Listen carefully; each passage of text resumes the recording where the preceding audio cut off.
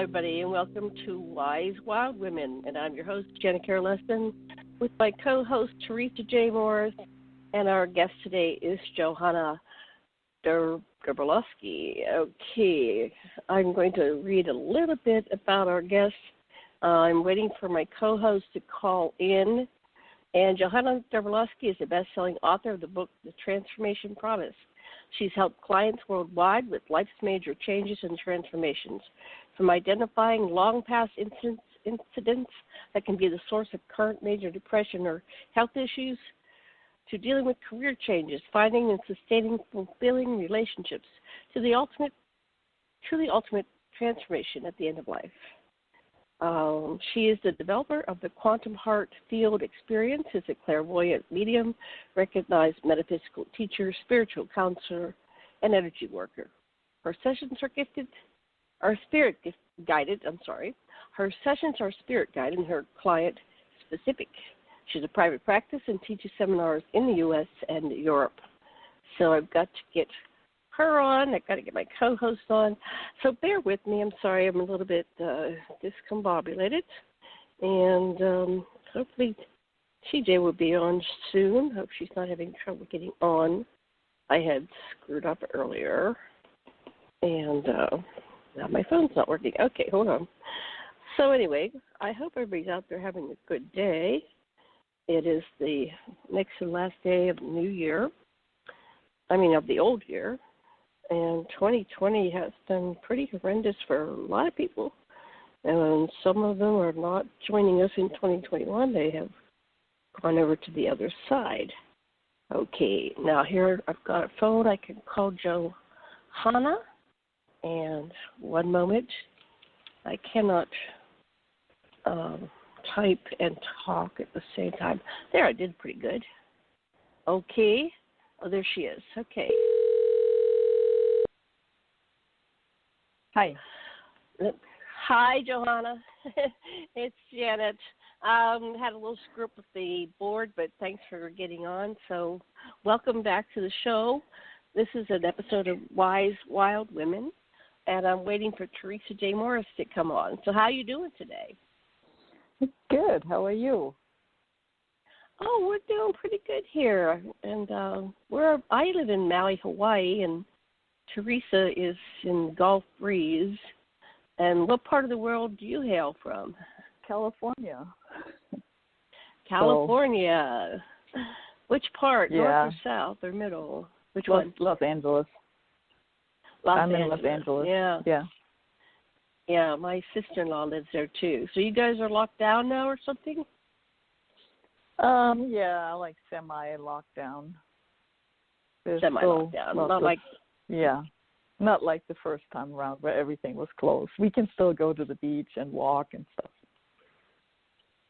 Oh, that's good. That's good.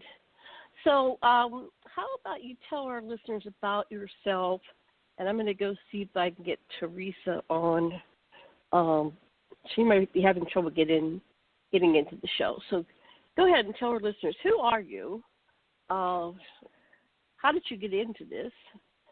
Go back to your childhood and kind of tell us a little bit about what shaped you into being the person you are today. And I'll try to get TJ on. Okay, go ahead. Thanks. Okay.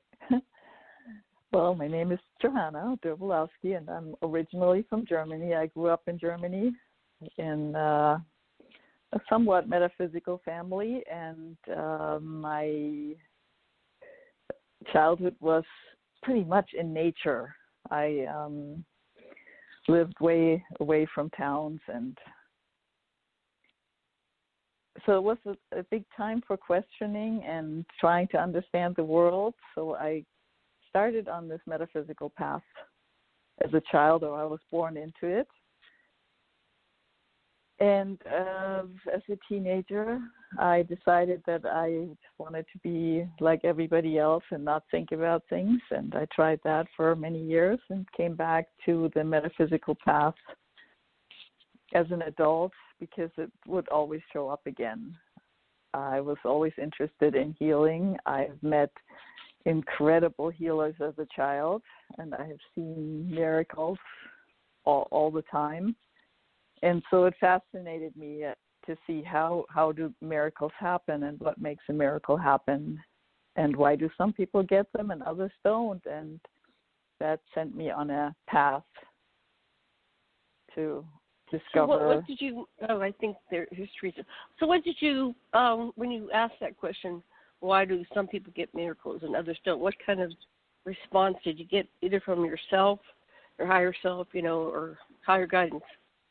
What happens if some people don't get their miracles and other people do? Well, I think everybody gets their miracle of what they need, first of all, and everybody has different needs and a different path. So we often want something, but that may not be the best thing for us or may not be what is supposed to happen to us to guide us to our ultimate home, back to our spirit.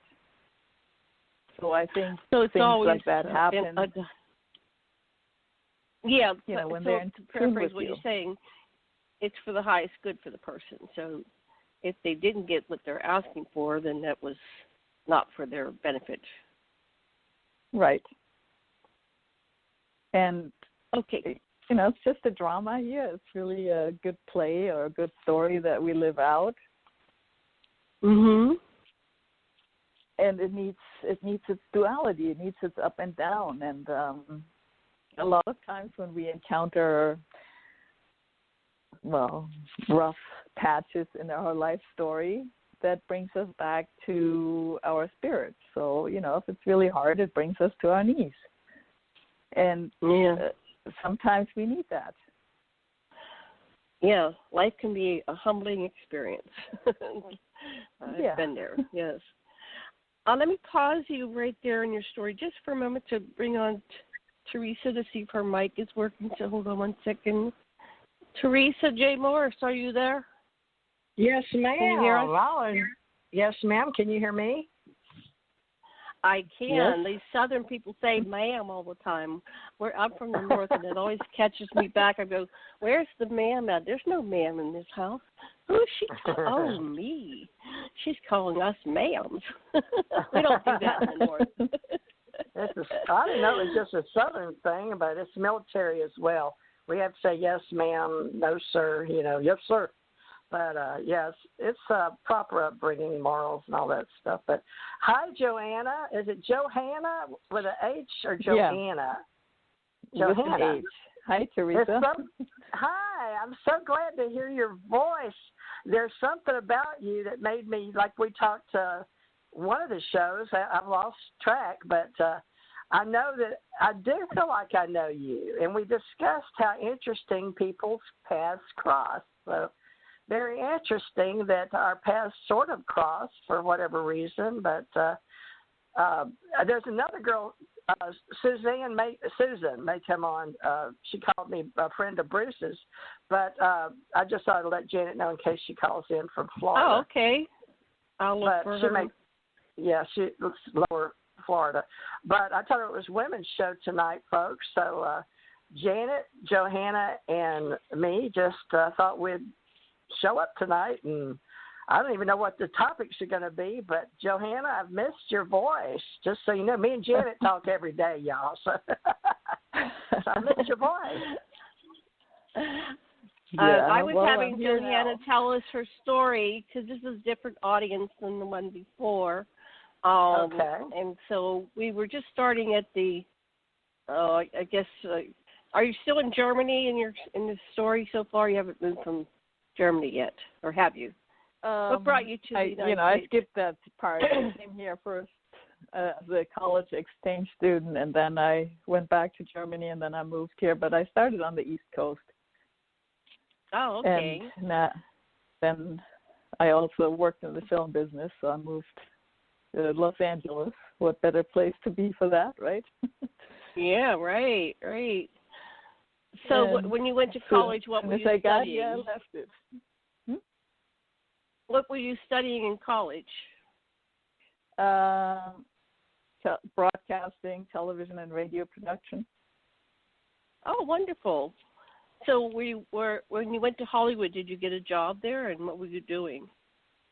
Yeah, I worked mostly on PBS documentaries because that was a little bit more interesting for me.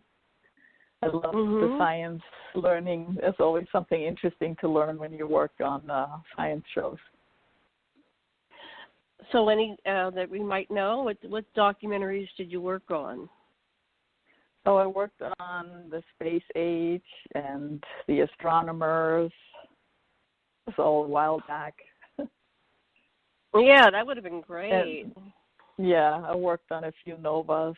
Yeah, I worked on some documentaries back in Pittsburgh, and then I worked with George Romero's group. They were doing all the zombie films back in the 60s, 70s, and the 80s, so that was an interesting beginning, but I moved on to other things. I don't really like monsters, so I don't like the horror genre. Some people do, but it wasn't my cup of tea, but I really enjoyed, I don't know if this happened for you, and now, Theresa, you've been in films or television, but when I saw the special effects going on, then later I couldn't enjoy, like for about a year or so, I couldn't watch a movie without seeing what's going on behind the scenes. It was like I was trapped in knowing, oh, that's how they do that, and that's how they do that. It kind of broke the illusion of Hollywood for me to see. Did you ever have that phenomenon? Absolutely. Movies get totally boring because you notice every mistake and every you go. You go, like, there's the boom hanging down, the mic's hanging down, and somebody didn't edit that out. Yeah. So did you get to do anything else? Did you do any editing or anything like that? I think the guy was trying to impress me, so he would bring me into the editing room. Here, you can come edit. I'm doing, and he would do it till midnight. I didn't say that late, but it's like fascinating. Those people can make or break a film. I have great respect for editors. They saved my skin many times. Good. So what year I was were you on the camera end. You were in the camera end. Oh, good. Yeah. Yeah, I was a camera assistant. But then, I left because ultimately that was not the field I was supposed to be in. Mhm. So what happened next?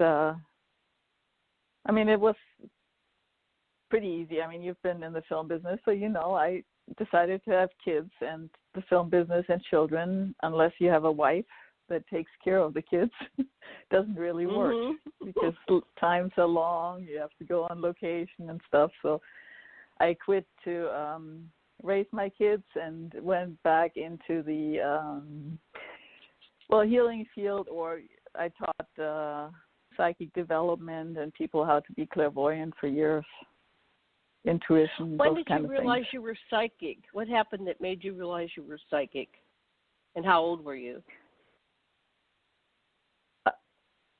I don't know. I think it's always sort of been there, but I truly enjoyed the 60s when everybody was doing drugs and they were all seeing weird things and I could just blend in. Yeah. Because I really, I thought I didn't want to be weird. As a kid, I definitely didn't want to be weird. Tried to sort of hide it. And then, when the 60s and 70s happening and everybody was just like hallucinating, I'm like, wow, this is good. Because nobody thinks I'm weird anymore. Well, I still do. I would have hauntings in my house, and so I'd say to my girlfriends, I wasn't allowed to have boyfriends over, I'd say, well, do you want to see a ghost? And some of them would say, yeah, that'd be great. Okay, see if you can sleep over my house tonight. And a lot of them did. Not all of them, but a lot of them did.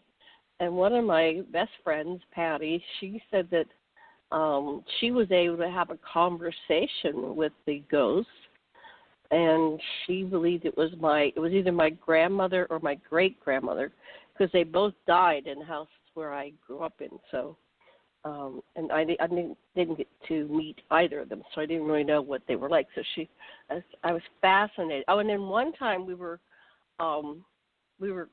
playing. We weren't quite teenagers yet, so we were playing with the idea of makeup and doing our hair and stuff like that. And I said, I'll be right back. I have to go to the bathroom. I came back in, And we had two of those pedestal lamps on. It was like a vanity, right, with the mirror, antique vanity with mirror and the little stool you sat on in the middle with you put your makeup and stuff and your perfumes. And then I came back up and one of the pedestal lamps was laying down, split in half, like somebody had sawed it right in the middle. And she's just sitting there with her mouth open. And so she witnessed something paranormal. I'm not sure what that was. I don't know what the entity wanted us to know. And then another one, we were getting out the Christmas decorations. So we're sitting on the floor, we spread out the lights, and we're trying to untangle them.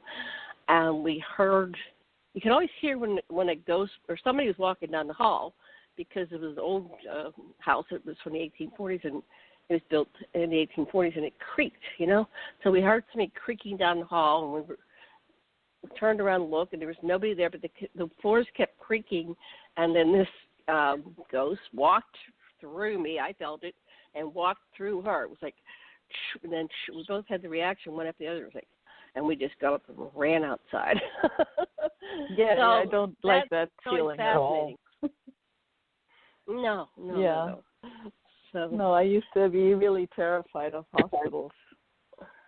Because so what encounters have you had with ghosts? Did you have encounters with ghosts? No, not really that much, except for in hospitals. I mean, just seeing people in hospitals. Well, go ahead. Tell us one of your hospital stories, and then TJ, if you have a ghost story, you're next. Okay. So what happened that was going on in the hospital that you saw a ghost? Well, I felt that, hospitals were really full of people. I mean, it felt like Grand Central Station at rush hour. Any hospital. And so I tried to avoid them because I don't really seek that communication. And I find that very unpleasant when people walk through you. It's so you've had that my happen. favorite experience. Yeah. You've had them walk through you. Yeah, it's really weird. What did it feel like to you when it happened to you? It's kind of like getting nauseous. Yeah. And I had chills. It wasn't just up my spine. It was like chills all it's like a cold breeze would go over your skin. This went right through the body. Like, oh my God. And then it went right to my girlfriend. Kind of worked on the same reaction. Mm-hmm. Go ahead. Yeah. I try not to have any ghost experiences if I can help it. So what do you mean by you're a clairvoyant medium? Excuse me, medium. I thought medium mean that you pull in. Well, and clairvoyant. Yeah, no, I don't like to do that. So I don't do that, and I don't channel beings through me anymore. I mean, I've tried that, but that's not. I don't like that. I don't want to share my body with anybody. So very particular about that. No, I like to look at the energies around something, or I see whatever comes up. So I'm like more looking at the energies and seeing what's happening, and where you see connections, of course, to other beings, if there are some. But to me, it's more important what's useful to the person right now. So if I have a client that comes, for a reading or something like that, if I tell them that their grandmother is there and loves them, it's not that useful unless they're ended on a really bad note, in which case that'll show up. So that's not really the kind of thing that I like to do, because I refer them to other people that I really love doing that. To me, it's more looking at what is actually really useful to them right now in their energy, and what can they do to change or clear it or add to it. So do you have to be with somebody physically, or can you do this on the internet? I only work over the phone. I only work so over this the is phone a phone because, session. yeah, because we're people and we're judgmental. Even if we try not to ever be judgmental, we are still judgmental. And so if somebody calls me up and they see me, and they immediately see me as a human being with limited capabilities. Mhm. Because that's what we do when we see a person. Okay, looks just like me. So already there is a lower level of what they will accept because of that initial judgment. And from my side too, I see that person and I immediately have also not just my clairvoyant eyes on them, but also my mind eyes that says like, oh, this person looks such and such, which is the natural thing that we do. So when you do work over the phone, you bypass that step of having to clear your mental judgments because they're not there. So you have to go with what comes through the spirit. So that makes sense. It makes sense, yeah. So then when you're reading somebody through the phone, how does the information start coming to you? Who starts? Do you start? Do they start?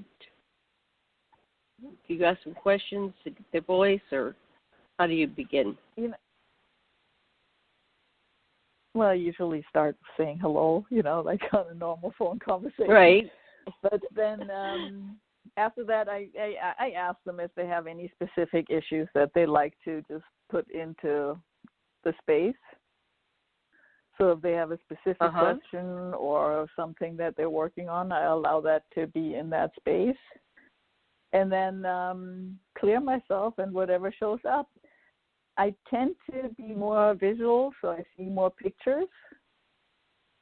Sometimes I hear things, but mostly things come to me in pictures.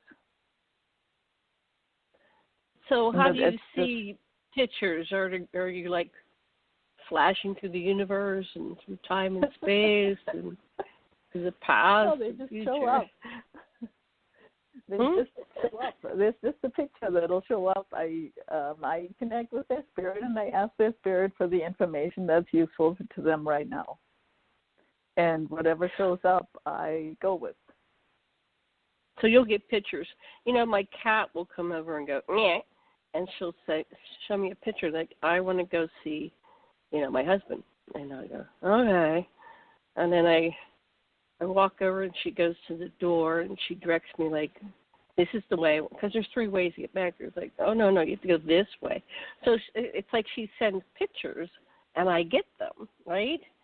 So I never thought you could do that, but, an animal can send you pictures. And my 2 cats, they'll say if they want wet food or dry food or water, they'll send me pictures. I go, oh, okay. So, we've developed this. So I can imagine that's kind of what you get. You get pictures. And then once you get the pictures, what do you say? Either that a lot of times those pictures mean absolutely nothing to me, so then I'll just describe them to the person. And I have to say a lot of times it means more to them than I could possibly figure out from that picture. Or if the picture means something to me and I can interpret it right away, I will tell them what my feeling is about that picture, what that says. But I do also think that the picture comes from them. So if I really don't understand the picture, of course I try to wipe that screen clear a few times, but sometimes it's very persistent and comes right back.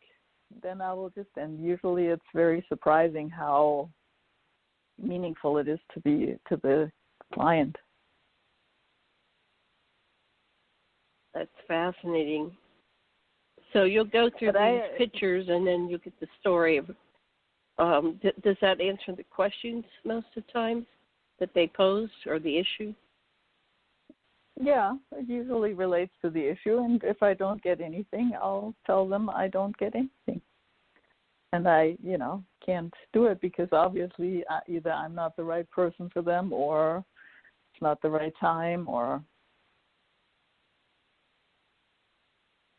I'm also able to say, it's not like I have a client, I have to do this now. It's like if you go to the doctor and the doctor goes like, well, I can't help you today with that. I just don't know. So that happens too, of course. Well, that's good. I mean, when it's working, when it's not, yeah. How do you, let's see, it says that you identify long past incidents which can be the source of current major depression or health issues. How does that work? Well, then we go into the more healing work. So I coach people through doing healing works on themselves. And, well, when we're stuck, we're usually stuck because of something that happened at some point, this life, some other life. So you want to get to that to figure out what's blocking that. So if somebody has an issue, you can maybe see like, okay, so there's a wall, but then you go like, well, where did that wall come from? And right. you follow it back, or what needs to happen, or I will just pose the question, what has to happen for that wall to crumble? And I will, whatever shows up then. And I guess for some people, those walls came from other incidences. We get, I think there's 3 major areas in life that people would ask about. Either it's health, or it's relationship, or it's finances. Those are like the 3 major issues of life. And probably those 3 issues have been with us from day one and probably from past lives. So I would say those are the main things that people ask about. It has something to do, and if somebody carries like a big old wound about relationships and now asks like, I want to be in a relationship and I don't know why it's not working, something will probably show up that'll guide back to what closed the doors, or what makes them repel the relationship that they seek. I want to bring on TJ. Do you want to bring a topic or ask Johanna questions, add to the conversation? Yeah, I just tried to call Susan and ask her to come on, told her another psychic was on. I think she'd really enjoy the show. Johanna, we have a lot of people out there with, a lot. I wanted to get you back doing some readings with me, so we'll have to set that up after the first of the year. But I really liked that you trained people. And Janet asked me to earlier to describe a ghost while you were talking. Now, I could see you were talking about hospitals, but I could see that I've seen people in the hospitals, but I've seen them here in my house too. Wondered if it was my daughter visiting again. But I've always been able to see shadows. And then once in my house, I watched some people building it was like they were in another realm, and they were building a brick wall while I was watching them. And they were working, and I wondered, how could I see in this other dimension? And that was my kids were real little, so but that's really good.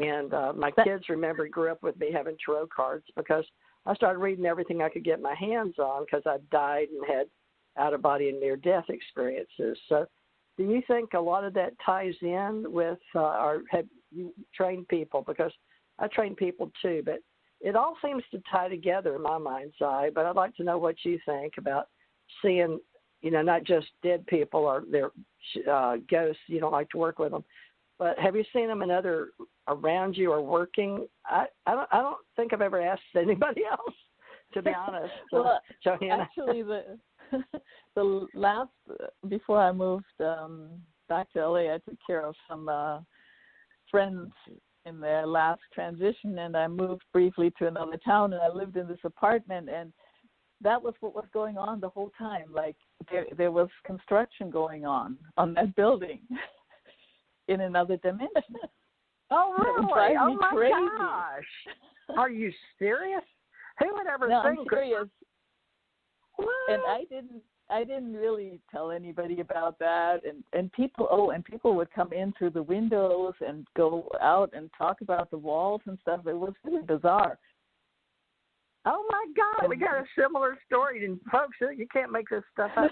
Are you serious? I mean, I've never talked to anybody else that just wonder if other people could see, because I didn't know how to describe it. I'd put my hand out, but it didn't. It was like watching, folks, it was like watching a sort of a dark TV screen that's there, but you know it's not there. It's like, how's that work? You know, so I never did figure it out, but I was in my kids were little, so I was probably 25, 26, you know. That was amazing. Yeah, so what did you do with that part? Well, it was just a few years ago, and I didn't really tell anybody about that, but some people came to visit me, and they spent the night, and the guy, in the morning, he was all grumpy, and I said, well, did you not sleep well in my new place? And he said, no, I was up all night. There was construction going on in this house all over the place. And oh, my gosh. And that I is said, so oh, wow. weird. And he was like, young as a friend of my kids. And I asked him, I said, you saw the construction? I just thought only I could see the construction. Because he was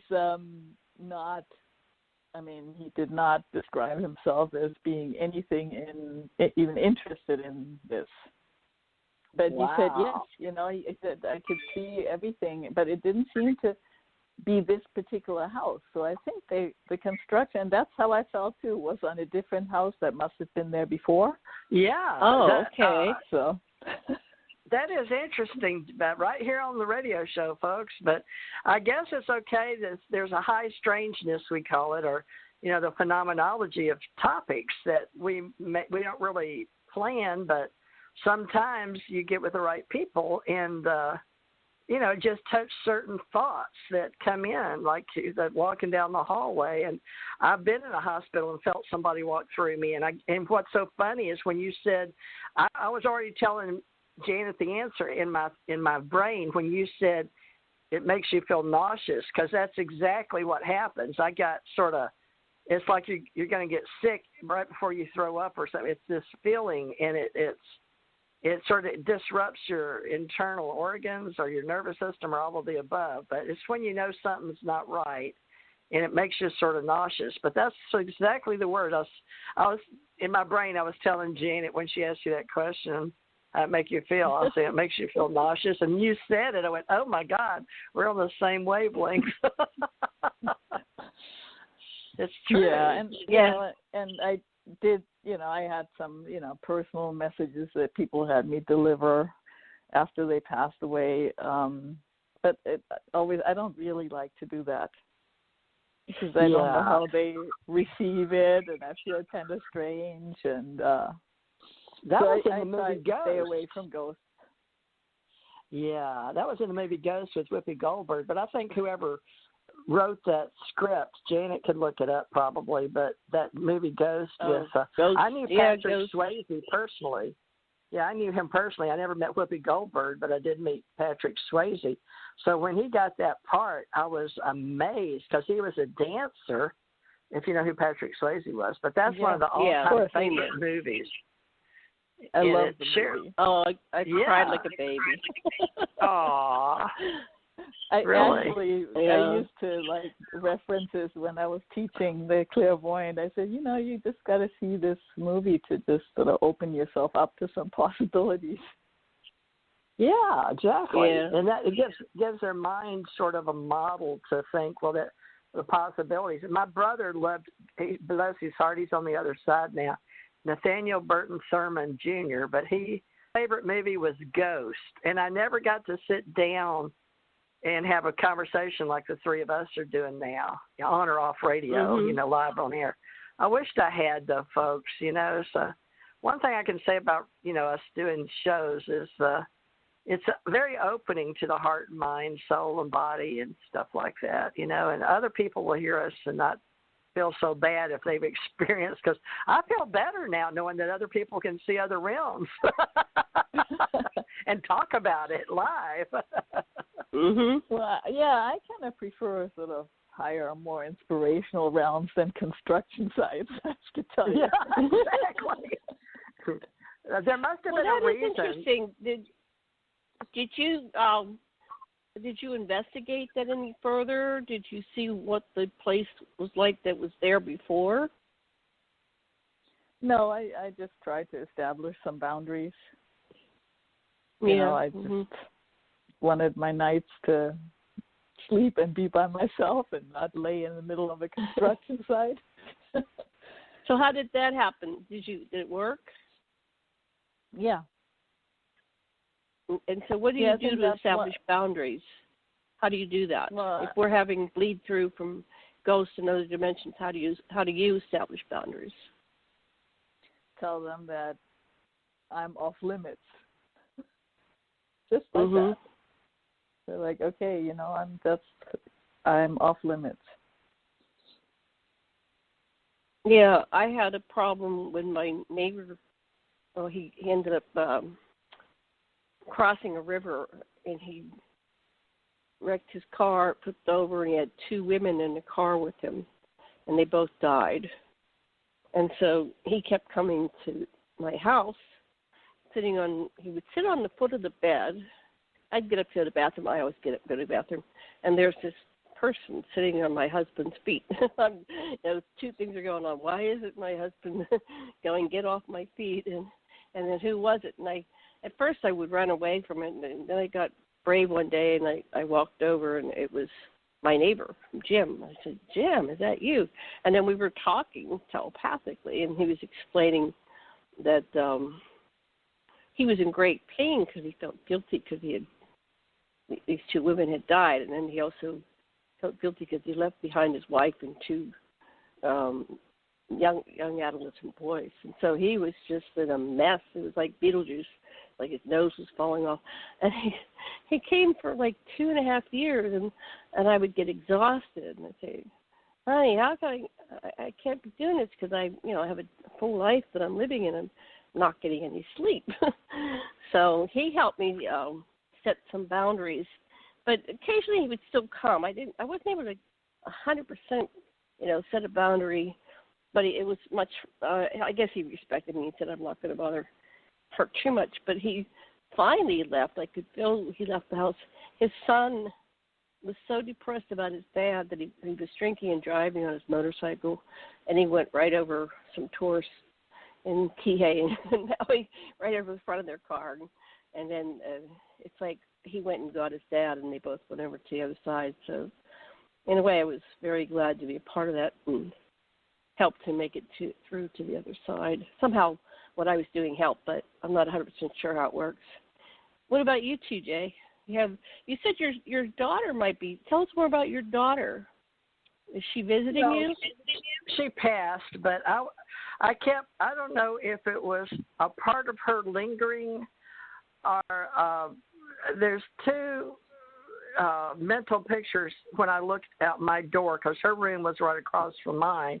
So she went to the bathroom a lot, right? It's just to the left. It's a little small duplex apartment I live in, and I would just see a dark shadow, and I was so used to seeing her go to the bathroom, so I thought, well, there was some lingering thoughts in my head. And then sometimes I would see a dark shadow come up, but when my dog barks too and sees the dark shadow, that was sort of interesting, but I didn't have the same feeling about my daughter. So it was a good feeling, but I don't know. You don't know, folks. There's knowing and believing. And then a lot of us have to make an assumption based on the best, research or the best thoughts and logic we can. And I just always felt like, well, there's a part of her that still lingers here. And I've talked with Jana before about seeing people die and how different people split up different personalities or some. But I don't know. we're into a pretty deep well right now, Janet, and it's hard for me to talk about my daughter. It's still a little raw, but, I do believe in ghosts, and I do believe in spirits. And Johanna, when we work as empaths, intuitives, these are things people want to know about for themselves. So they'll tune in. Mm-hmm. And Johanna, we had discussed doing a month ago Wise Women, or 2 months ago, and Janet's going to put this on a special domain, our website or blog. She calls Wise Wild Women. So Janet, back to you. What do you think that this is a wild part of us if we're talking about ghosts? What? Well, we're wild because we're talking about things that most people don't talk about. I mean, I guess there's a lot of people talking about ghosts and these things these days, but back when we were all children, it wasn't commonplace. Also, I couldn't get a domain that was, just Wise Women, because those have all been taken. So I was building a website around this, which I haven't gotten to yet, but that's the plan. Okay, well, let's ask a question. Because you mentioned that you were, I want to just go back to something you said. Okay. So you mentioned that you saw people, I'm talking to you, Theresa. You mentioned that you saw people leave their bodies when they died. Do you want to share that story? Because I know you've shared it on the radio before. And I only saw my cat leave. I've seen people die. Yeah, let's talk about the next round. Will be who did you see die, and what did you see when you saw people die, and who died? Okay, do you want to go first, or do you want to go Johanna first? It doesn't matter. Johanna, you got anything you want to talk about? Because I was with my husband when he died 5 years ago this month, and it's still like yesterday for me. But do you have anything, Johanna, or you want me to go first? Why don't you just started on that. Tell us about your husband. Okay, transitioning. He'd been dying for years. He worked for the President of the United States, and he did hip pocket orders in and out of country. So he had some men that he killed or were killed, or wet works, they have signed people to, kill like just important people that aren't cooperating with the world the way the intelligence community thinks it should be handled, right? So he had those kind of assignments, but so he carried around a lot of dark energy with him. And so we're talking about when he finally passes, but he would see the people that he had killed or was with him that got killed. Mainly his best friend, Jack Casavakis. Has a funny name, but right at the end, Jack would come and sit with him before he died. So that's a ghost. And then, so when Jenna's talking about is seeing somebody pass at the last, it was really hard on me. I literally died the same day he did, but they revived me, and our God revived me, I guess you could say. I was already last rites, chaplain, all that. I was at the end of his bed when I passed, but they came. I fainted, but I was able to pull myself back together, but I guess my heart wouldn't stay. So I was going to get him something to drink. They had just put a hole in his lung and took a piece out of his lung to check the cancer in his lung, but he had known he'd had it a year or two, but he said if he went in, he would die, which he did. He predicted he would die that day, and he did. But there's some kind of energy he and I had between us through our navel, and we both drove trucks, and they would stretch. If we were in separate trucks, I could feel him about 2,500 miles, but there was a real energy, plasma energy between us. So when he was ready to, he was in a lot of pain, but he wanted something to drink. I went out to the hall to get it, and then I collapsed the second time. This time, because I was in a public hospital hallway, and in between the two hallways, it had a in between where you get coffee and drinks, and I just spraddled out, one leg bent behind me and one forward, and I guess the water, whatever I was getting for him, I forgot him soup or tea or something, coffee, I don't know, whatever he wanted at the time. That slipped my mind, but I remember one lady coming up, and I was dead, but I was sitting there and they couldn't revive me. I could still see. I wasn't out of my body yet, so I could see everybody around me, and they did code blue and come yelling to get me and took me down to the ER. And anyway, I was laying there.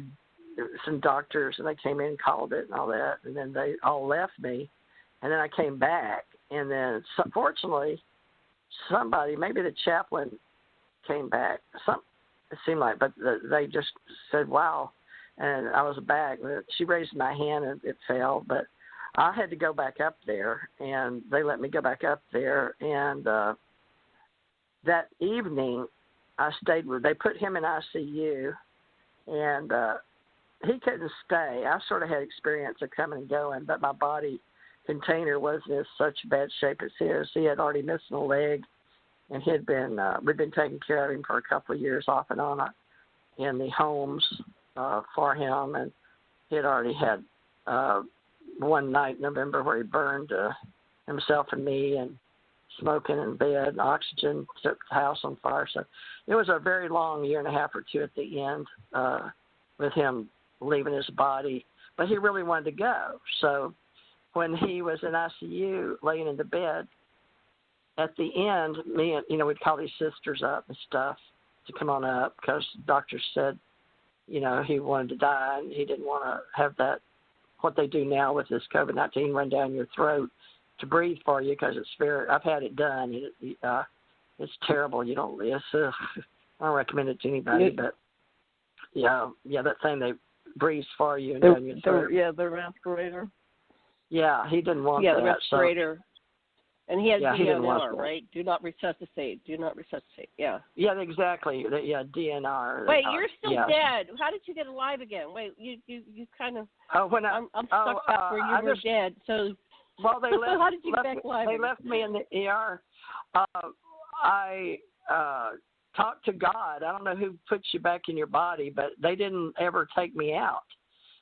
They left me there with, I call it fisheye, when you can see through your eye, but you're not out of body, because I do it a lot. But I had died. I died a couple of times. Remember, Jan, I've died several times. But I call it fisheye is when you go behind your eye, but you don't go into your brain. As a little kid, I've been into my brain and got stuck there. I was hostage there. So I don't ever want to get stuck back in my brain tissue again, the consciousness or the intelligence. But I was fisheye, meaning the cones, I dropped into my cones, but I could see out my lens, my eyes. So it's like looking through your own TV. So I saw the lady come back that was the chaplain, and I said something, can I go now? And she went, oh, my God, she's alive. She's alive. And so they called them back in, 3 or 4 guys at the end of the. And I said, well, what happened to me? He said, I don't know. He said, well, I do know, but people don't usually come back and live to tell about it. I was like, oh, you mean dying? I said, oh, yeah, I do that all the time. Don't worry about it. I said, well, I got to get back up, but I could hardly talk, because usually if you go really without oxygen, it's hard to pump it back, because it makes you real weak, like if you've ever came close to fainting when you die, at least like on your own. But I don't know. I think it was the shock. They gave some fancy name. I'm sure it's in the hospital file if I want to look it up. But they just Tom told hasn't me, died yet. You died. Now, how long were you down there? How much time were you out? I thought it was just a minute.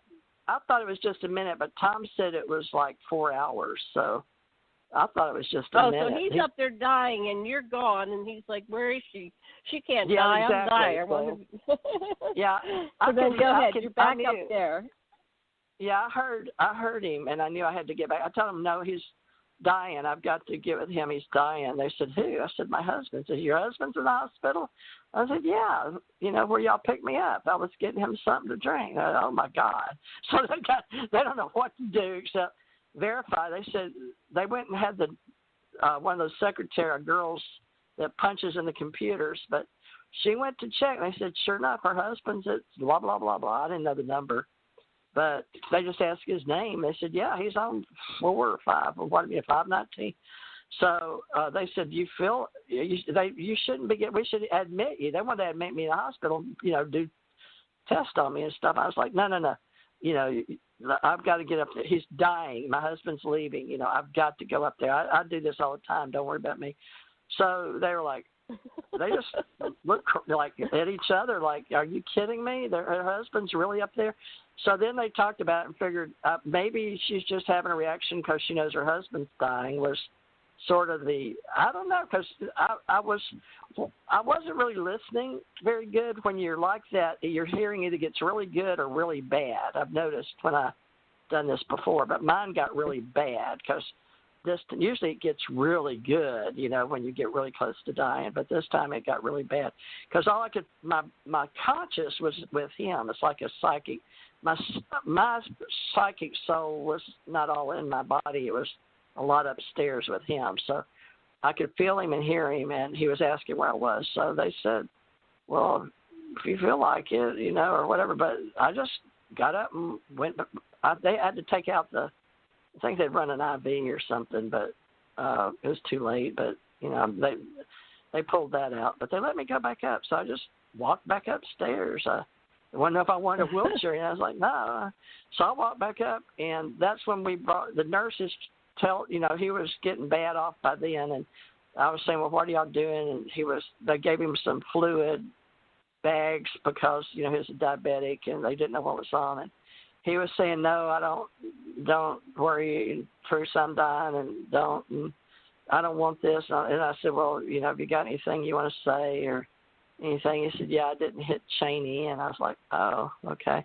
I said, why would you say that? He says, I don't know. I was just mad at him, but I didn't really hit him. But I did have a conversation with Reagan about Cheney. So I was like, okay. So that was all they did. And then they said, well, we got to get him somewhere like ICU.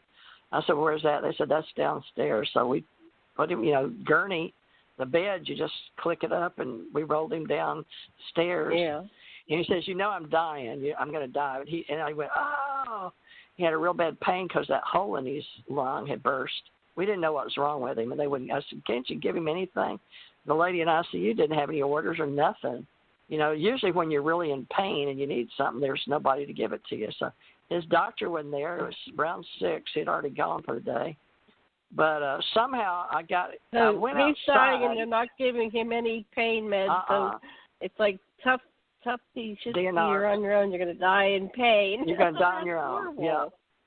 Yeah, it's terrible with the DNR because do not resuscitate. Same thing with Gigi. But so it's just laying there. And so at the end, when I see him get up, the doctor came in and they said we got one more procedure we can cut and put in through his leg, but this will be the last attempt. And he asked me about it. I said, it's up to him. And I said, Tom, I don't know if it'll keep you here or not, but you want to try it? And he said, well, not really, but he agreed. It's because they told him, well, it may bring you back around. So they put a cut in his right leg, and where the thin part is between your leg and your upper, they go in right there at the crease where you know what I'm talking about, right? Where your leg's the skinniest. The groin. And so they put some medicine in him, and it pushed his heart up. He sat up straight up in the bed, and he said, I can't breathe. And then he went back with his eyes open, and he looked over at me and my eyes, and then grabbed his hand. And the doctor said, he's dying. And the nurses were going to grab the resuscitation. They were yelling, and 2 other nurses yelled, no, he doesn't want that. He wants to die. He's got a DNR. I remember upstairs, and one nurse looked at me in my eyes and gritted her teeth because she knew he wanted to die because she'd known him from being in there a few times. And he wanted to die. He'd wanted to die before. He wanted to leave this planet. And I'd made a pact with him, the 20 years, and he could leave. That's what he came back to the planet for. That's a whole other show, isn't it, Janet? But anyway, I looked at him, and he split up. Part of him became a baby, Johanna, and he looked at me like a baby, a brand new, and he had his little fist up around his mouth. And so I knew then a part of him went over to the nursery to be reborn. And then a part of him was looking up in the corner. So these were different faces, folks, of our personalities. So one looked up in the corner and smiled, and that's when his sisters needed to know, he'd be okay with heaven. But they think he saw his mother because he smiled and he looked real happy. And then another part of him got up, and the darker shadow got up and walked out the window. Part of him, and his sister was standing over there at one time, but she wasn't there now. But he walked right where she had been standing, which I thought, damn, was that Faye? And I looked again. I was like, no, Faye's not standing there, because she'd run out because he was dying and ran everybody out. So I went, well, who was that? So it was him. Janet Richard Knight's calling right now. No, I'm on the phone. Anyway, and so let's see, that's 3. So one was looking up, which we know a lot of people can see. If you see somebody die, they look up at the corner and they smile. And then some people have said they wondered if they were reborn and go to babies. And I saw him turn to a baby, so I believe part of him was reborn. Then a part of him walked out the window, the shadow part. Then there's 2 other parts left. One was his higher self, and I think goes straight up like a white ghost. I don't know what you call that. And the other part was his ET self, and his little body at the very end sort of shrunk. You know how the life force, the water, goes out, and he looked like a little tiny gray being, with the eyes sort of sunk in and dark, and the little skull, and he had his hair shaved off. So he looked like a little gray human, which we had talked about, that the ones we saw were just humans. They look like little thin Japanese or people from, you see over in Hitler's time, all those people in those places where they were starving to death. Yeah. So that's sort of the 5 faces of Tom, but it could be anybody, right? But let me ask you one question about the baby part. So you got the impression he went to the nursery and was born. Did you ever look up who was born that day? I wanted to so bad that night. I wanted to so bad. And so part of me, being a curious investigator, humanoid person, really wanted to go. But see, it was already late. It was by this time it was 11, 12 at night, and the nursery was closed. I even asked about it. They said, oh, no, the nursery's closed because they pull the curtains and stuff, But, I did. I mentioned it to one of the nurses.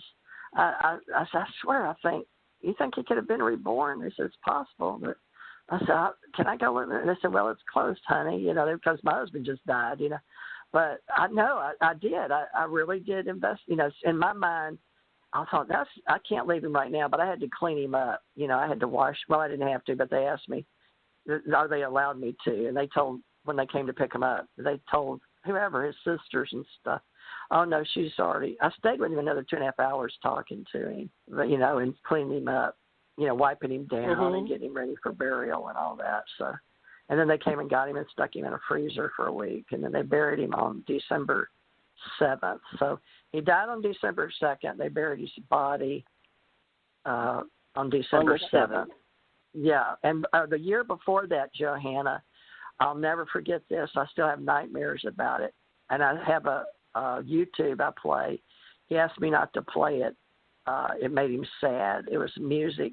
And it was about Let the Sea King Die. And it was December 7th on D-Day. And he was sitting in his wheelchair at the table in the kitchen. It was dark. And I was in my bedroom in the back, and the bathroom was across. But I looked at him, and he's so sad. So I said, honey, what are you thinking about? You look so sad.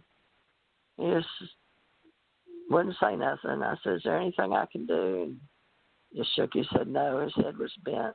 That was a year before we buried him. But every December 7th, he'd get really, really sad. I think he knew he was going to die. Well, that's when we buried him. That's also Pearl Harbor Day. Pearl Harbor Day. I think he had past lives in Pearl Harbor, but he didn't believe in all that stuff like I do or talk about with you ladies. He wasn't, he could read people. He was a good psychic, and he used playing cards, but he could do it, and he knew he could do it, and he was real good at it because he was, had a lot of experience reading people. But he didn't do it like, say, he was a psychic. Well, let's take that question back to Johanna. Johanna, let's hear your story. Do you have any stories to convey to us?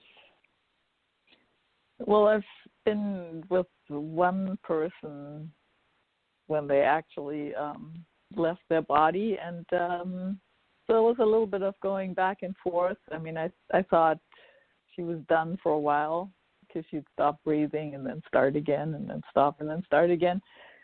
But, this being the first person I was actually with.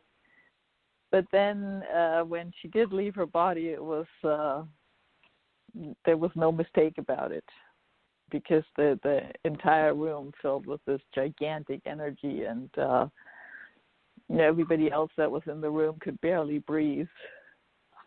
And what some other people described, this one other person that was there was like getting an injection of something into your body, because they were vibrating so that you could see it, and then that just sort of dissipated out the door. But I sat with somebody till shortly before he died, and he wouldn't talk anymore, and he was very, very, very skinny, just bones and skins, and to me, like anatomically, that was really almost interesting looking, where you could really see the bones, what they look like if there's no more muscles around it. And I would sit with him and try to communicate psychically with him as to what he would like in terms of music or anything. And when I met him already, he wasn't talking to people anymore. So I didn't expect him to talk, and so he would sit and he would turn to me and grab my hand, and then all of a sudden he would let go of my hand, he would turn around, and he would speak to the other side of the room. And I know there were people there already waiting for him. Mm-hmm. And then he turned around and he was unable to speak again, and he would grab my hand again. So this went on for a few hours, and then I had to leave. And after I got home, I went to bed, and then I woke up and I saw him, in my vision, get out of his bed and walk down this corridor in the hospital. And you know how the hospital gowns have that open slit in the back? Mm-hmm. So through that slit, I could see as he got out of bed, it was just that really very skinny person. And as he was walking down the hallway, his body filled in again to be, like 30 years old and in complete health. And he just walked out the door. And then a moment later, the nurse called me and said that he had just died. And I said, yeah, I know. So that's all I'm leaving. I had that same experience with my dad. I wasn't there personally, but he stopped by on his way to say goodbye, and then within minutes, his wife called me, and I said, yeah, I know. He came by and said goodbye. So it was all, everything was kind of a nice experience. I haven't had any bad experiences.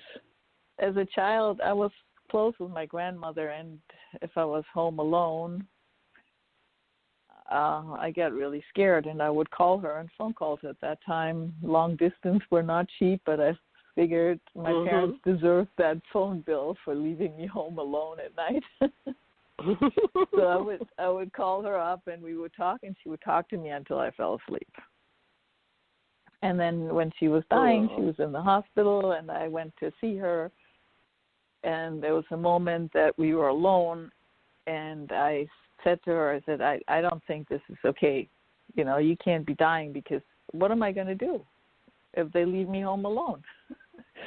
So, of course, I wasn't that concerned about her. I was concerned about what am I going to do, which is mostly what we do when we lose somebody. We're wondering, like, hey, you're leaving this hole for me here. And she just looked at me and she said, she said, that's no problem at all. She said, if I don't have this body, I can just come by. We don't even need the telephone. So you just call me and I'll be right there. And she died a few hours later. And it took a while, like 6 months or so, and there was the situation again where I was home alone and I was scared. And I sat, on my bed and I said, you promised. You promised to be here. Because I'm here now and I'm scared. And immediately felt like I was in this warm cloud and I wasn't afraid anymore. And I just fell asleep, like, immediately.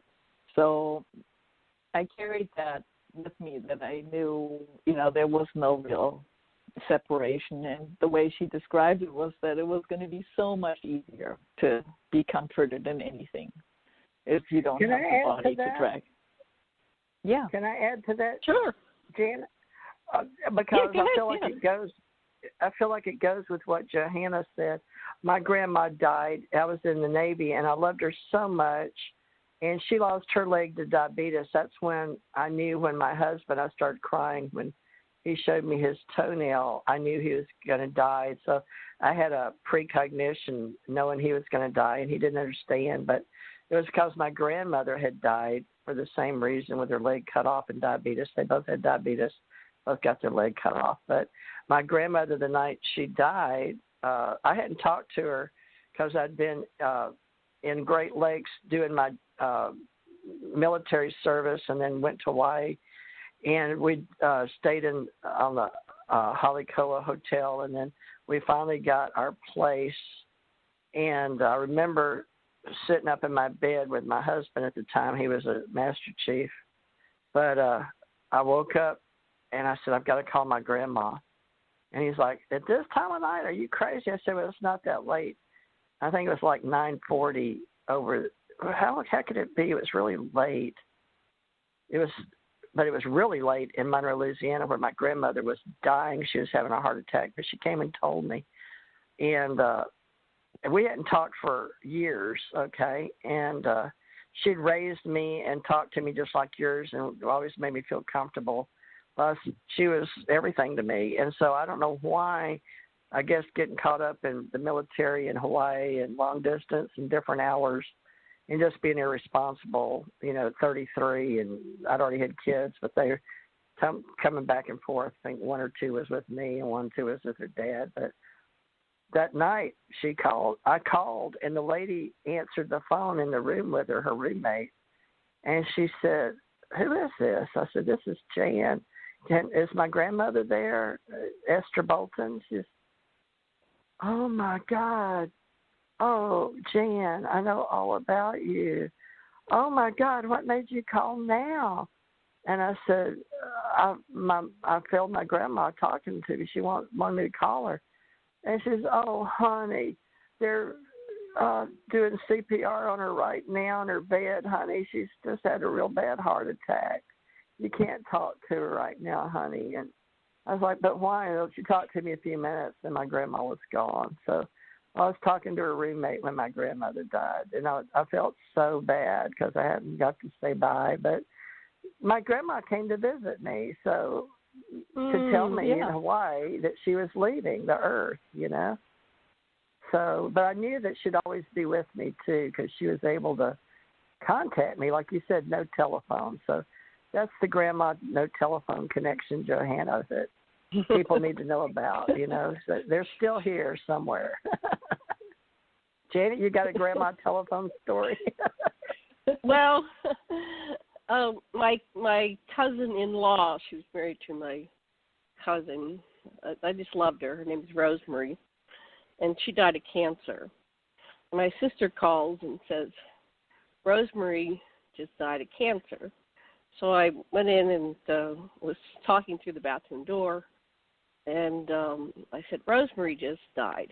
And I have a cowbell, and it never rings. And the cowbell rings. And then I said, Rosemary, if that's you, do that again. So we had this dialogue, me, Rosemary, and the cowbell. And then I said, well, thank you for letting me know. Have a pleasant journey. And it didn't ring again. It never rings. I only throw in a hurricane. It's like one that really takes a lot of wind to move. So my mother came to my brother and turned the lights off and on, and he was walking down, and the lights went off and on. He goes, "Oh, Mom just died." And my sister came back to the room. She'd just gone down to the parking lot. She was going to go get some food, and they called her on her cell phone and said, "Come back, she's gone." And so she still had her mouth open. So a lot of people, when they die, they leave through their mouths. So they go, and they take off. So as soon as she got to the doorway, she looked across the room, and there's my mother with her mouth open. And she hears my mom go, "Louise," right in her ear. Her name's Louise. So I was sad. I go, "Oh, Mom came to Bill and came to Louise, and I haven't seen Mom." And my husband said, "Oh, they stick around for 3 days. It's not time yet. She's still around here." So on the third day, I'm in Hawaii, right, Maui, and my family house is in Pennsylvania. So she comes and gets me, and we zoom across to the house that I grew up in. My sister had closed it because it's an 1840s farmhouse, two-story farmhouse, and it's pretty drafty. So when they were, sick and dying, she got an apartment that she could keep warmer. So we're going through the house, and the house was haunted. I mean, when I was a child, they were just everywhere. They were moving furniture up in the attic and turning the lights on and off and standing at my bed and knocking on the door. And my whole life was just haunted with, it's like, "Oh, please, enough." So she said, and there was a stairwell that was locked, and a lot of the ghosts would go in the stairwell, and she would tell me, "You're not allowed to open that stairwell." She was terrified of. She knew what was in there, right? And she just said, "Don't you open it." So she said, "Feel it. Look, they're gone." I go, "Yeah, the house is empty. What did you do?" She says, "Somehow I was holding them here. Now that I'm gone, they went too." So they all went over on the other side. She was the catalyst holding them. And so and then she said, "Well, you can't stay here long because, you're still living." And I just wanted to show you. So she grabbed me by the arm, and we hurried down the stairs, and I think went faster than I could walk because it was my spirit form, and down the hallway. And she said, "You have to go home." And she pushes me out the front door, and I go, shoot, all the way back to Maui, and I pop up in my bed, and I go, "Oh, wow." And I said, tell my husband, "Mom just came and got me, put me on a tour." So then the next, let's say, that was in Christmas of 99. So in 2000, I was on a tour, so we worked in New York. And then on the way to or from, I forget which one, I said I went to meet my family and see the house I grew up in. So when we walked in the door, my husband goes, "Wow, there's no entities here." He's very psychic too. So I took him back to the kitchen where the stairwell was, where all the entities were. Now the entire time when I was a child, nobody could open the stairwell.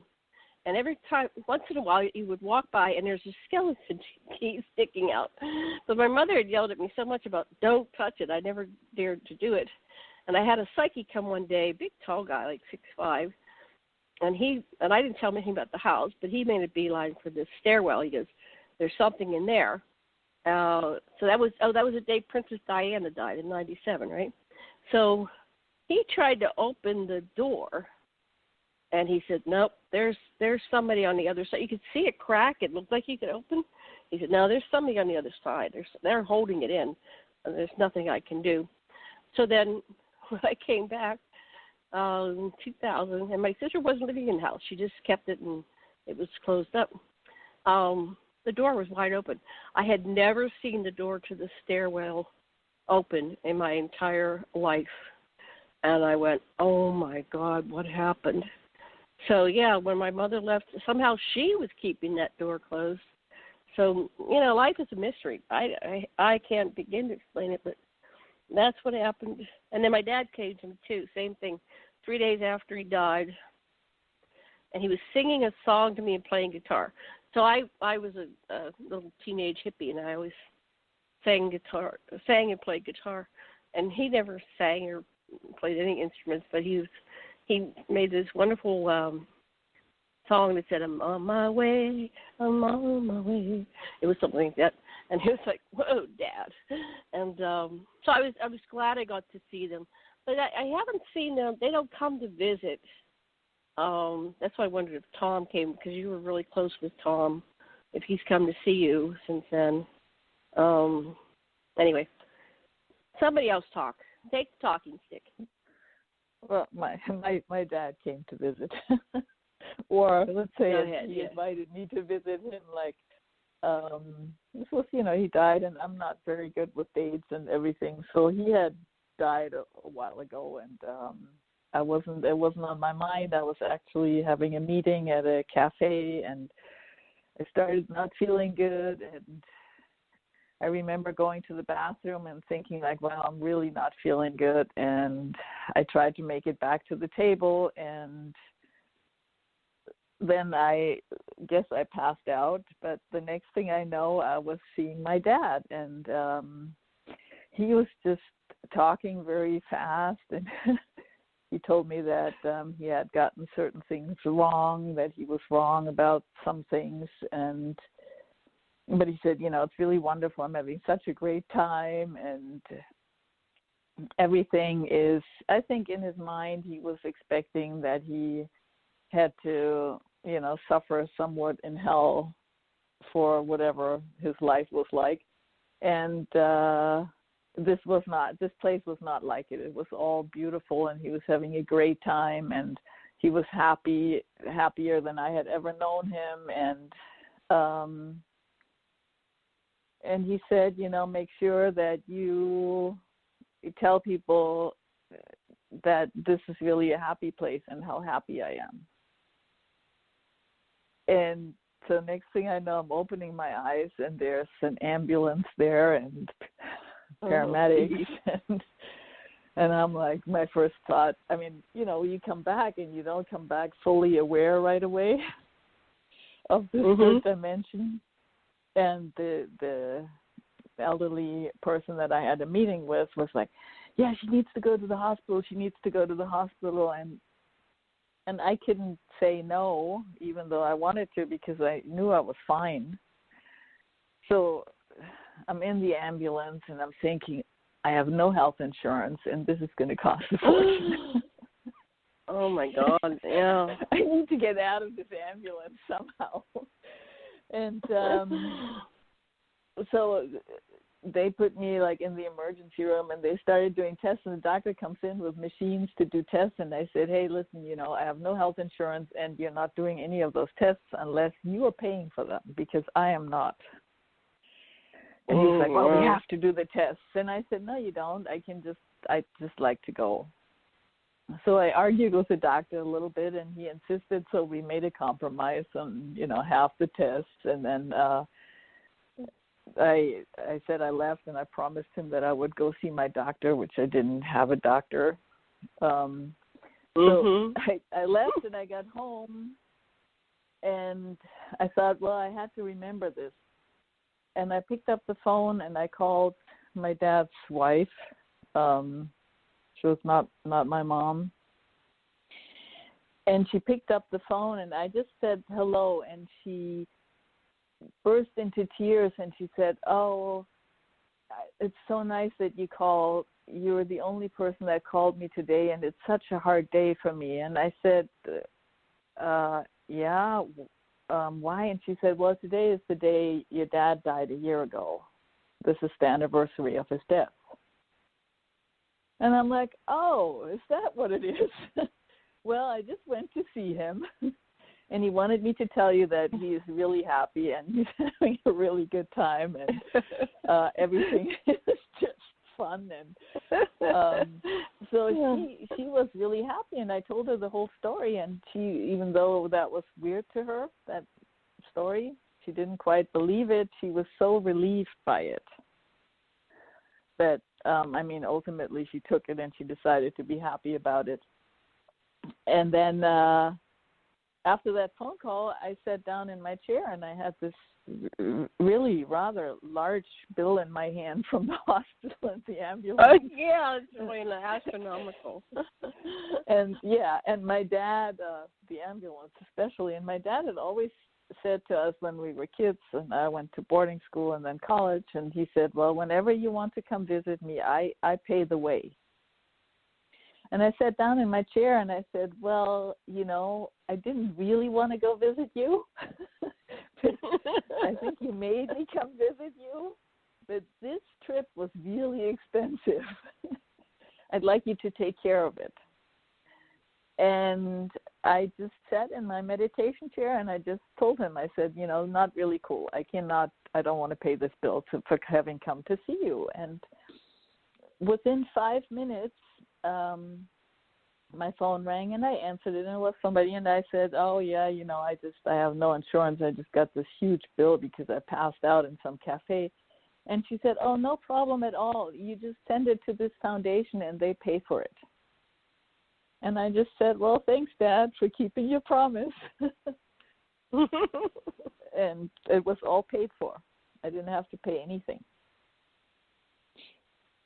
So that was wow. My 1 year later visit of to my dad. But I told him, I said I appreciate. You. Yeah, but I said I appreciate a little bit gentler. I don't want to, the whole. It was a little bit too much action for me. Too much again, drama. I told him boundaries. You can come by and just whisper in my ear or so, but it doesn't have to be a big production like that. Yeah. Let's do a time check here. Uh-oh. TJ, are you muted? Is that you, TJ? Are you muted, or did you mute yourself? Uh-oh. I don't know if I got TJ. I have to check her number. Okay.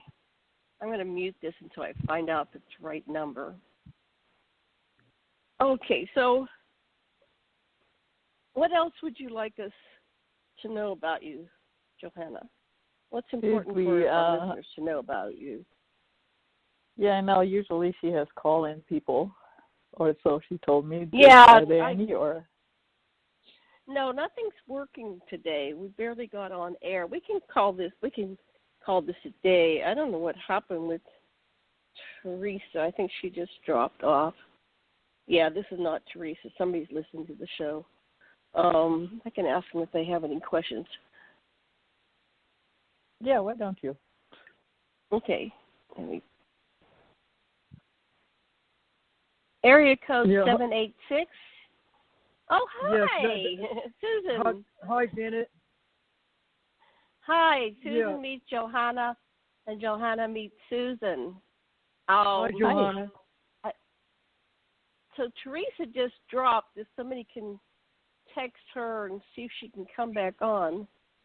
Maybe she's trying to call back in. But, Susan, have you been listening to the show for a while? I'm sorry, I had walked away from the board. Do you have any comments? I came in when, I don't know if that was TJ that was talking or somebody else. They were talking about their near-death experience where they had to go into the ambulance. It was going to be a big deal. Johanna, okay. Yeah, that was very intriguing. I do have a few interesting ideas about what heaven really is, but I won't get into that. Just like you're psychic. Have you had a lot of experiences with ET? A little bit. Have you run across anybody who says that, or who claims, or who knows that they're going to be going home in their present physical body, present physical lifetime, and not have to die here to go home? Home world. Sounds frightening. Sounds frightening for me. I'd like to leave the body behind, personally. No, I don't usually. Really my field. Is you working mostly with ET? Yes. In fact, well, I live tell us up more about that. Down here. What? Tell us more about it. Well, basically, I'll make it very quick.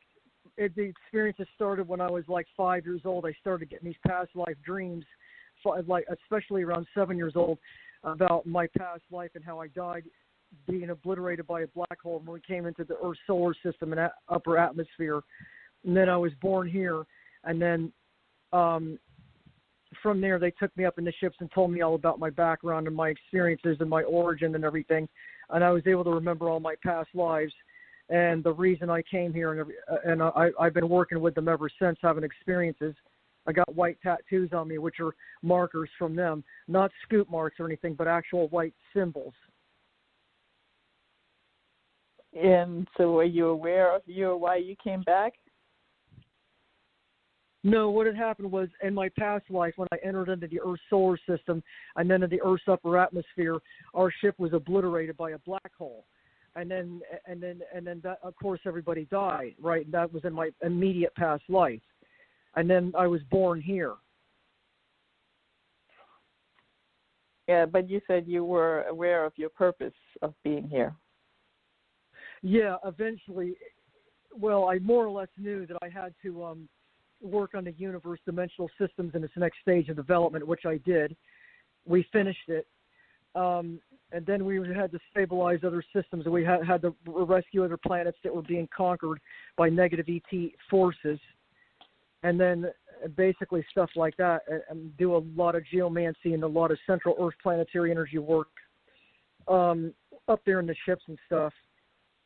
And they said they had to make the best of it because I didn't have a body up there in suspended animation, so they had to incarnate me into a suitable fetus that would have the biomatrix that would match the soul matrix.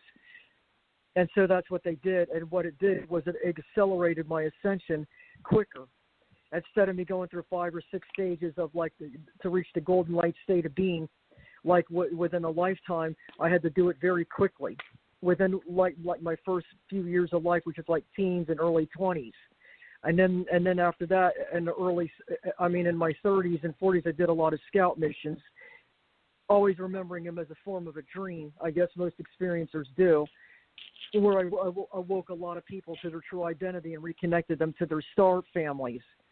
And then, as a result, this New Age and Ascension movement and disclosures is a result of those people that are awake and working with their own kind. Mostly ET human hybrids and ET human incarnates. Anyway, star seeds. Anyways, then we also did a lot of reconnaissance in like Area 51 and stuff. It's very detailed. That's basically my story. I guess some people said I'm psychic. I don't know if I really am or not, but I try to use logic and reasoning, and I'm usually able to figure out something. And I usually end up being right. And everybody will argue with me, and I'll end up being right. And I go, haha, I told you so.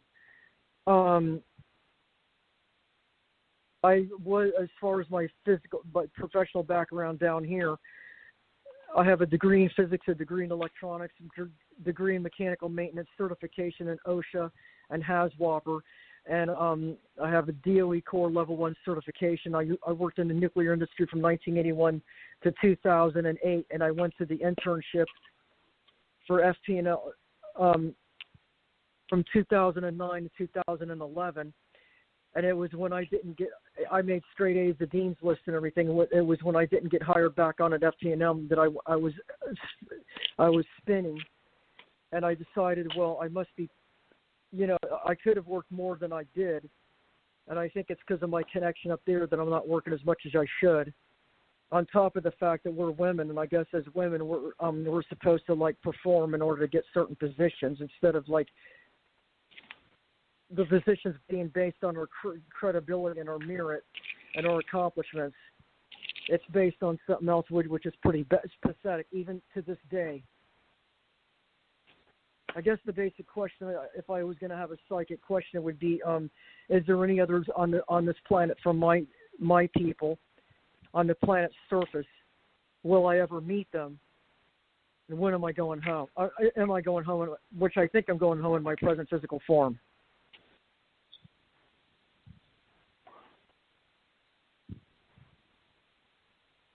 Johanna? Well, I think there's, I think there's lots of people like you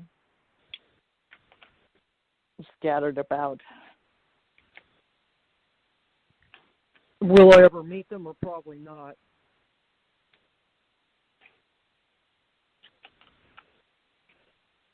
Well, when you worked on, what did you say, in 81 on the nuclear project, where was that? From 1989 to 2011. Oh, where was that? What state? I started off at the home nuclear plant here in Florida for 3 years. Yeah, 3 years and 3 months, and then there was a company-wide layoff. And then I worked at the Savannah River site for 9 months in the Savannah, on the Savannah River there, and Aiken, South Carolina. And then I worked from there. When I came back here in '94, I started going on the road as a nuclear contractor. Hi. Okay. Theresa, you want to check over for a couple minutes? I'll be right back. You take the helm. Okay, yeah, I'll sure. be back in a few. Thank you. Thanks. All right. Hi, Suzanne and Johanna. Johanna, she's a very high level. I don't know that we have a universal name for her intelligence, and she's helping us in ontology for sure.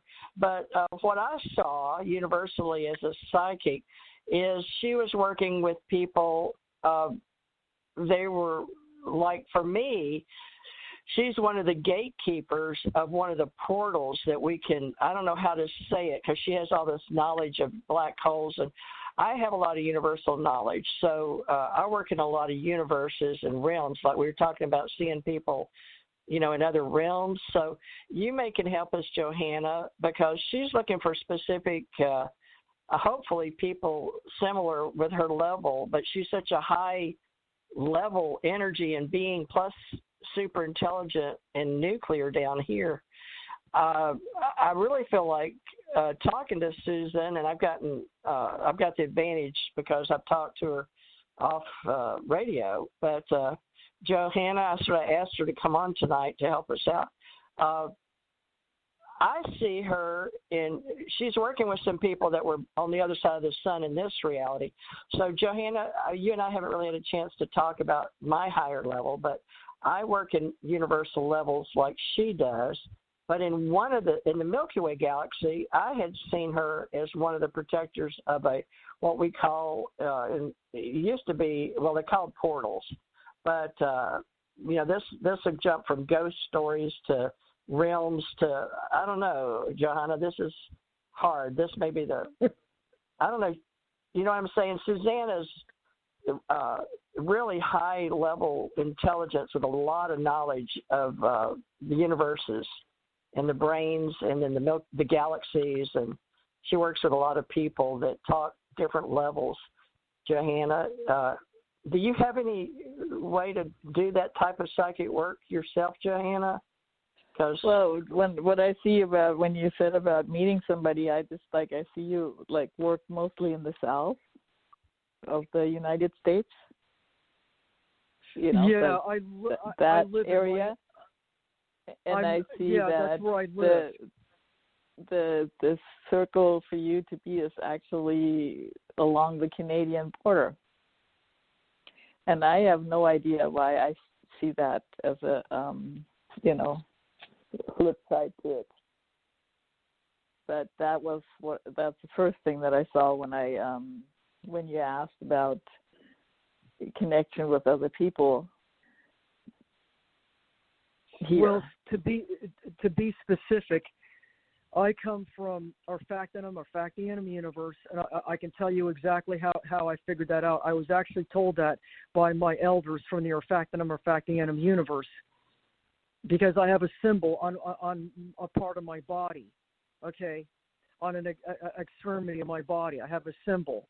And for a long time, I never knew what that symbol meant, and I got it back in '82. When I was in Tully Trucks in New York, September 12th, 1982, I remember it exactly. And I remember the scene and everything. There was a lot of UFO activity up there at that time. And the symbol, I didn't know what it meant, but it was a very clear symbol.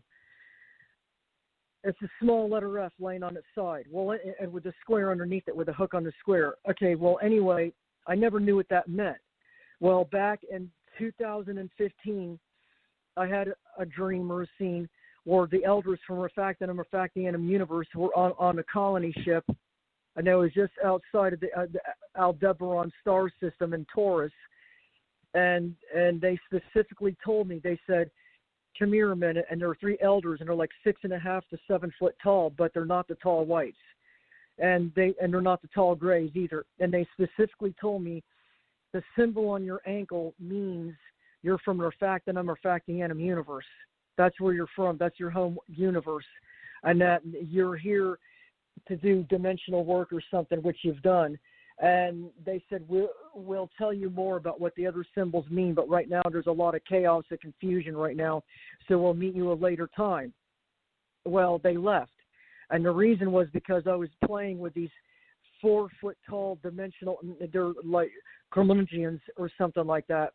And they do a lot of dimensional work, and I do dimensional hide and seek and tag, and I play dimensional games with them. It's a form of recreation that we do. And I don't know, for some reason they're very close to me, and they really enjoy my company. And I'm supposed to be one of the head leaders up there in the several councils. But just because we're really high up there doesn't mean we isolate ourselves from the common population. We interact with them. We're very proactive in our missions and wars and stuff. We don't isolate ourselves in a cubicle like the Washington, D.C. We're very proactive in every project that we do, energetically wise, supplying force and everything else, meaning energy force to enhance the other fleets and stuff. But anyway, later on, I was told what that symbol means. And then I looked up a spiritual group. There was like 4 spiritual signs on the spiritual website on YouTube, and I picked that symbol, and it means warrior. And I've been told several times by several different people that don't even know each other that I'm a warrior, that I'm a light warrior, and I do a lot of good.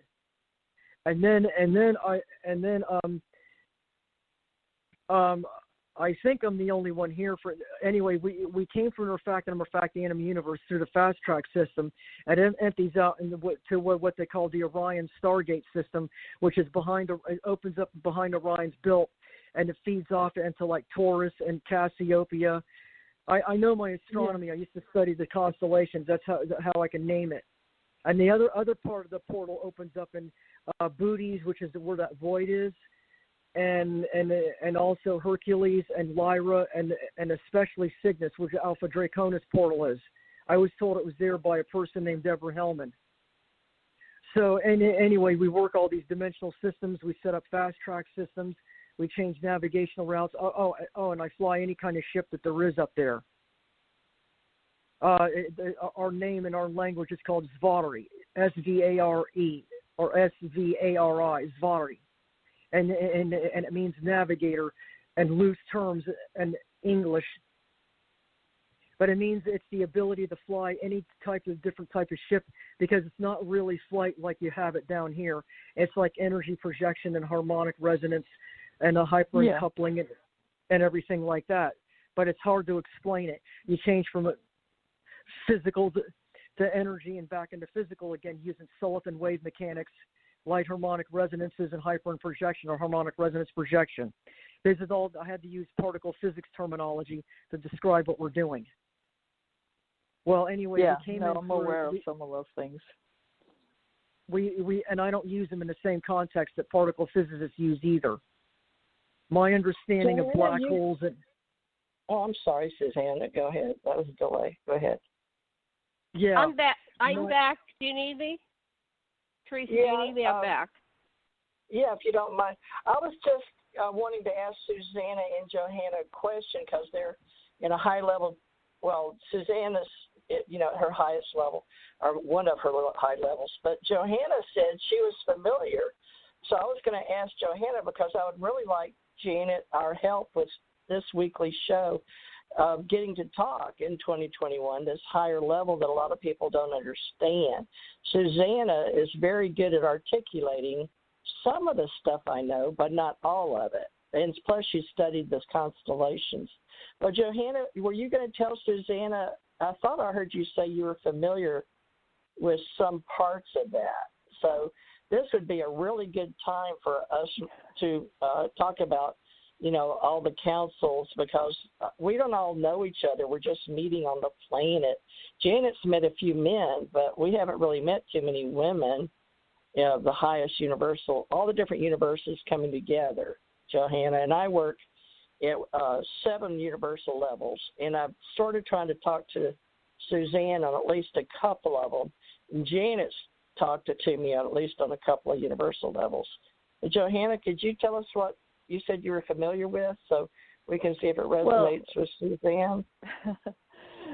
No, but I have dabbled in that, not to the level of Suzanne. I've, read and studied some of those things, but it's not really. It did not. That is not my path.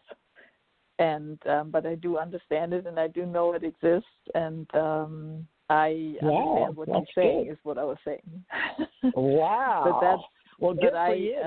That's what Suzanne needs. She needs somebody that at least can understand some of it, because I try, and Janet tries, and Janet and I get an argument, but we're trying to understand. But, it's like a drop in the ocean. Each one of us is a drop, a little drop, and we're trying to, figure out how to talk to each other.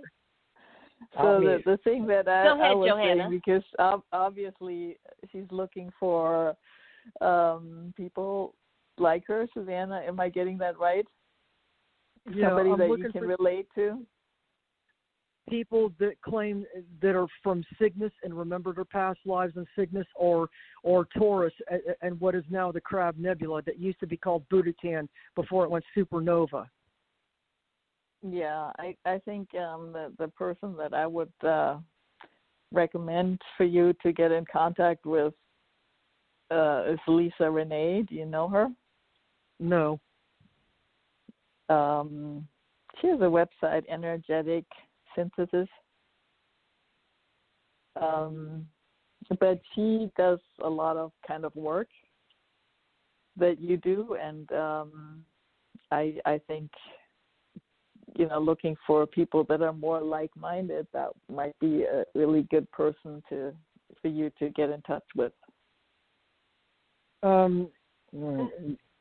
Lisa Renee. I've heard that name. That resonates with me.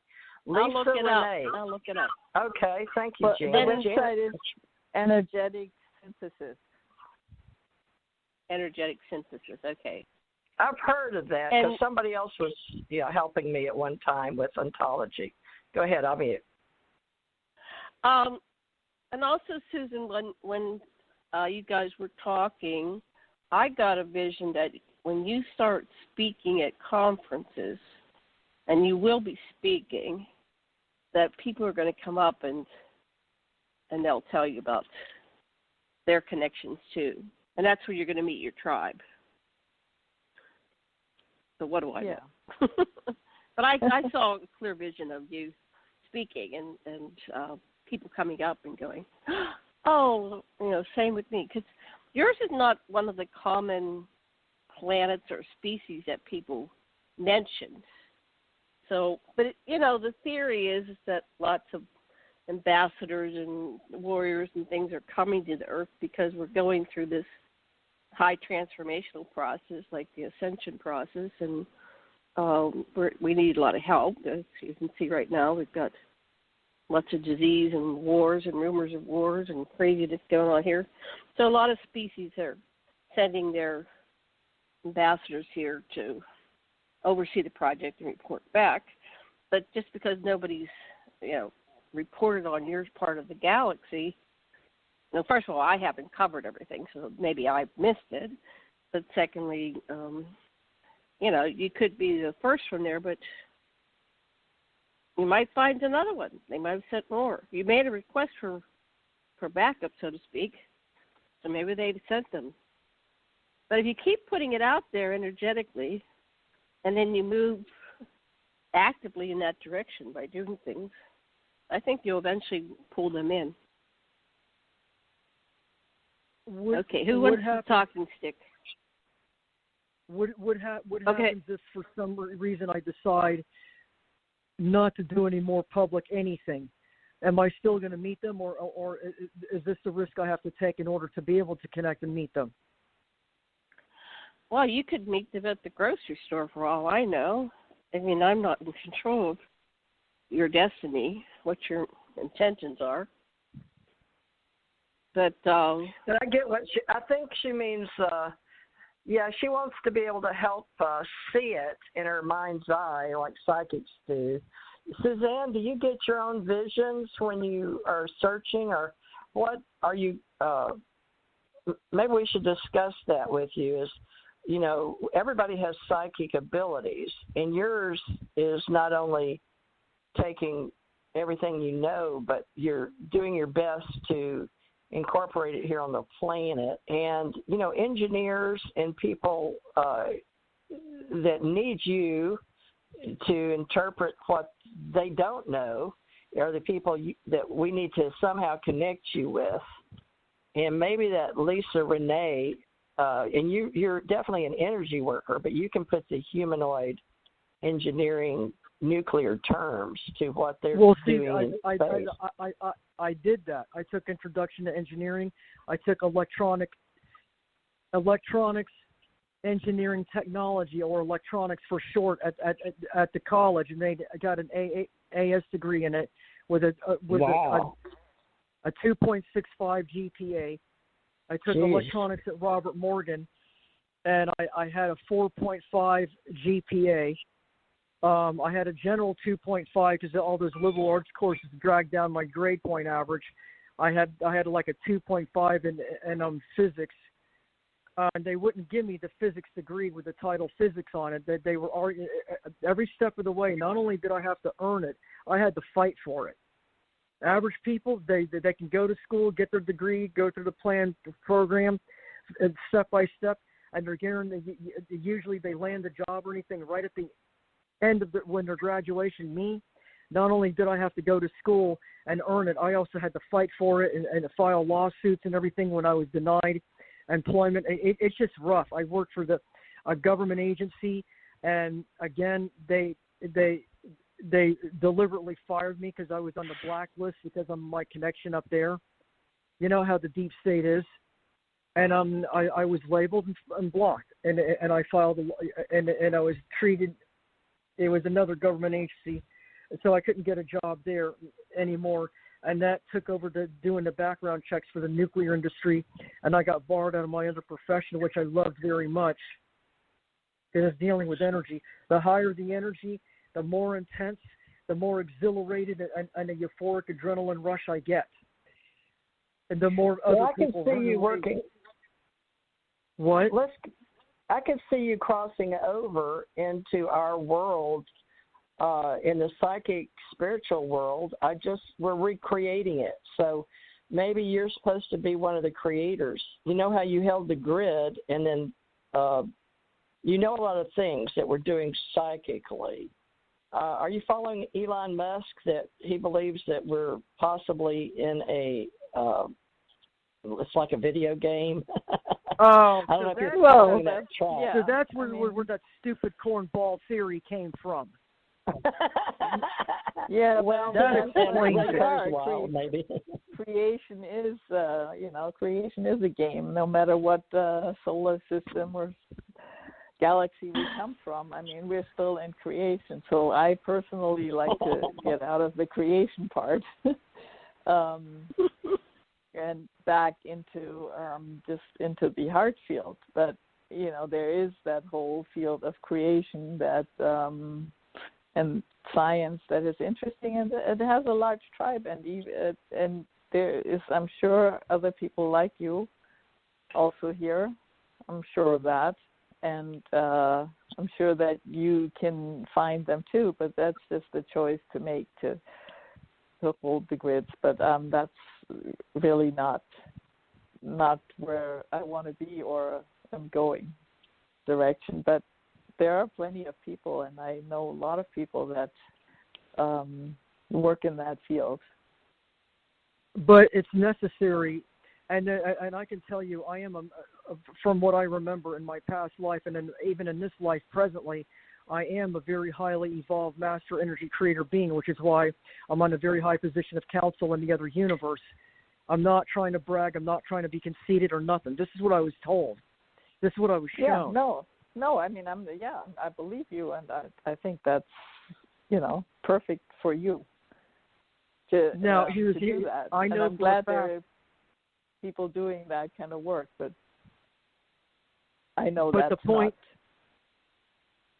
my kind of work. The point is, I can tell you firsthand from my experiences and the work I do up there, the universe, creation, and all of that is not a video game. It's not a holographic universe. It's not a recreation in our mind. It's not some damn video game or nothing. You take all that BS and throw it out the window because there's no such thing. I know firsthand what we work with. I know the devices that we use. I know the different energy field patterns that we use. I know the different wave and silicon wave and harmonic configurations that we use on our coupled spherical devices and everything. I know the different solar systems we create and everything. I know about dynamic equilibrium and balancing and everything. And it is not any holographic projection or holographic universe, and it is not a video game or the Matrix or anything like that. It's very real. We use the images. We use an impregnation of a standing field pattern on a sphere. Then we send a singular soliton wave through it, a 1 to 3 dimensional soliton wave, and we project it to the target that we're working on, and it projects that soliton wave to the target. And when it expands, the differences between the soliton wave field, which is usually a spherical field or an oblong field, and the system that is injected into, that difference is called a phase correction, and it corrects the other field within that system that we're working on, and everything stabilizes, and then we lock it in. No, you're going to tell me that that's a matrix and a holograph didn't give you? That's bullshit. I didn't say that. I didn't say that. Whoever's telling the mainstream scientists this, there's an evil negative ET scourge, and they're doing it on purpose to mislead mainstream scientists, to keep them running around in circles, and that way they can keep this human race dumbing down. This human race somehow by accident became a commodity and became caught up in the game between the negative scourge and the positive, the ones that are trying to liberate and stabilize the universe. And they're all vying for this piece of real estate because this is a very critical strategic navigational route, and this is a very strategic point on what you call the baseline harmonic resonance pattern that governs physical reality. And anybody who controls the earth controls the universe. And you can bet that the negative ET scourge that came over from the other universe that was collapsed, they're vying for this, because if they can control the Orion Stargate system, they've got it.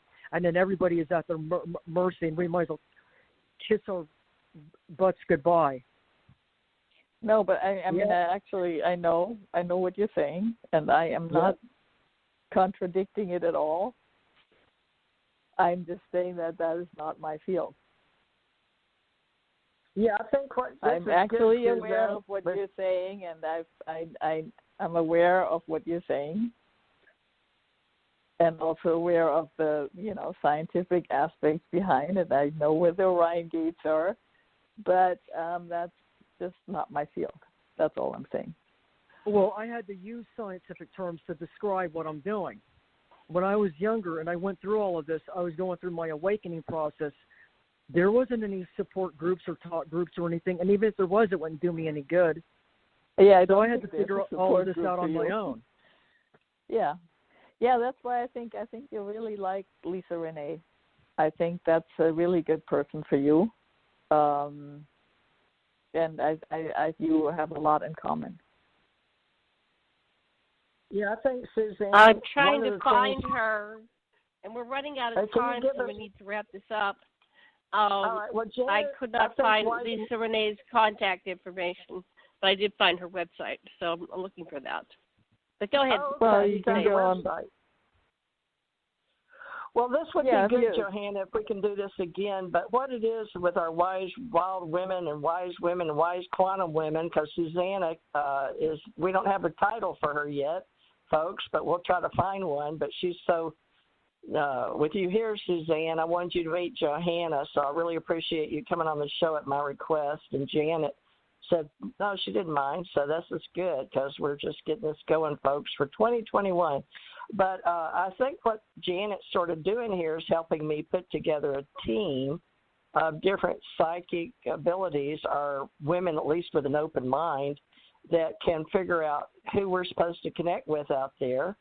And Johanna, I'm sure, like you had a name, I could even come up with a name for Susanna. So I really appreciate that, and you being open from the heart, because Suzanne, Johanna teaches transformation from the heart, medical, or she worked in television and she worked with CBS and did some shows, Discovery type shows. You might not have heard that because you weren't on the show earlier, but she's not only a psychic, but she has done a lot of communications.